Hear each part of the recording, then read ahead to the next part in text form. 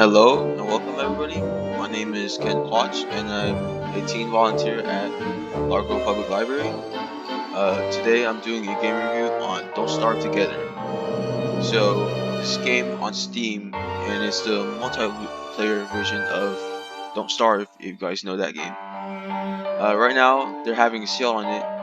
Normally it costs $14.99 or 15 bucks, but now it's at $5.09. Once you're on the game, it brings you to this main page right here. So right here you can search for games that people host. You can host your own game, and there's also an item collection. So in the item collection, it shows you all of the characters, and you can place different cosmetics that you have on them. The ones with the lock keys means that you have to either weave them from spools that you get from selling cosmetics that you do have, or by finding them in chests, which is how I got these cosmetics. There's also basic options to change your display, your volume, and different keybinds that you can switch out. Another cool thing about this game is you can download mods, which you can use. These mods give you basic help or cool add-ons that you can have in the game, and they're pretty fun to have if you just want to play around.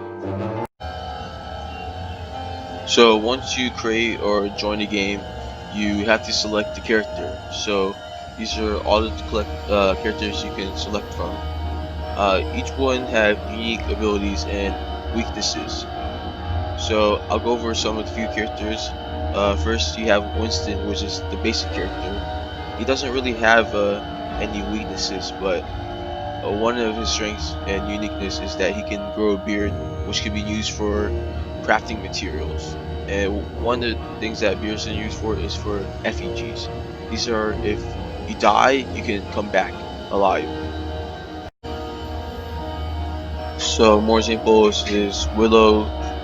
She has fire, but it says she hates cold, so she's more vulnerable to cold.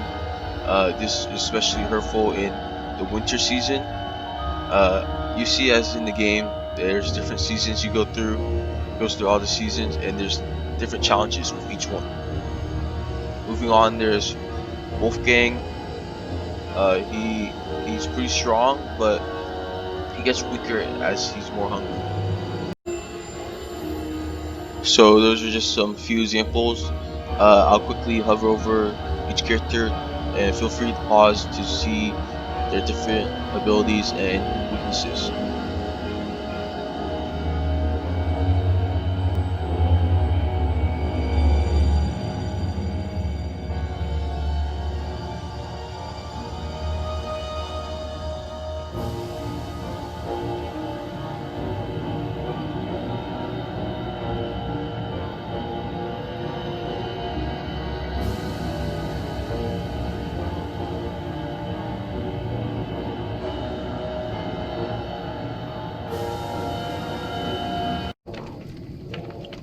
So once you select your character, you spawn from this gate, and your main goal of this game is just to survive. So you can see on the top right, this tells you the seasons. This tells you how much days you survive and what day it is. It's also split into sections. The yellow represents sunlight, the red represents afternoon, and the dark blue represents night. So you're mainly safe during the day and the afternoon. This is where you should explore and start finding and picking up materials such as grass, rocks, and flint. So during the night, that's where it gets a little dangerous because you have to have a light source in order to not get hit by monsters in the dark. Uh, the crafting stuff is to your left, as you can see, and these are different sections. You have to learn some crafting by building science machine that will allow you to unlock new recipes. And once you learn the new recipe, you don't have to use it anymore. So what you should be focused on right now is just collecting raw materials that you will use later on throughout the seasons and just trying to survive. You can find food such as flowers that give you health and berries from bushes to increase your hunger. Uh, these are your stats right here. This is your health. You lose it by either if you're too hungry and you're starting to starve, or you get hit by monsters. There's also your mind. If it goes down, you start seeing ghosts, and they will attack you if it gets low enough. So example of a monster is spiders. Spiders, you can kill them to gain some materials such as silk. They will also drop monster meat. This you can use for crafting different foods.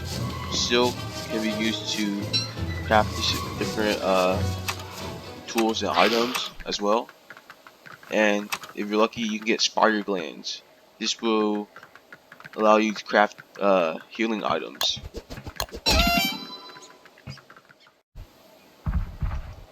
So this is an example of one of the bosses that you can fight.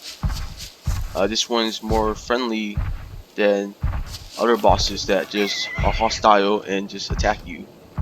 But it will uh, damage you a lot if you decide to attack it and chase after you. This one has a lot of health, but if you kill it, you can get a bunch of food and some fur that can be used to craft other recipes. So that's pretty much the game. It's a really fun game that your goal is to just survive, and once everyone dies, you can reset the world. Or there's also ways to revive yourself, such as amulets and effigies. But it's a very interesting game that I think you should pick up right now because it's on sale. If it wasn't on sale, I would consider it and look at it more closely to see if you have friends that are willing to play with you and if this is a type of game that you're interested in. And that's it for my review, and thank you for watching.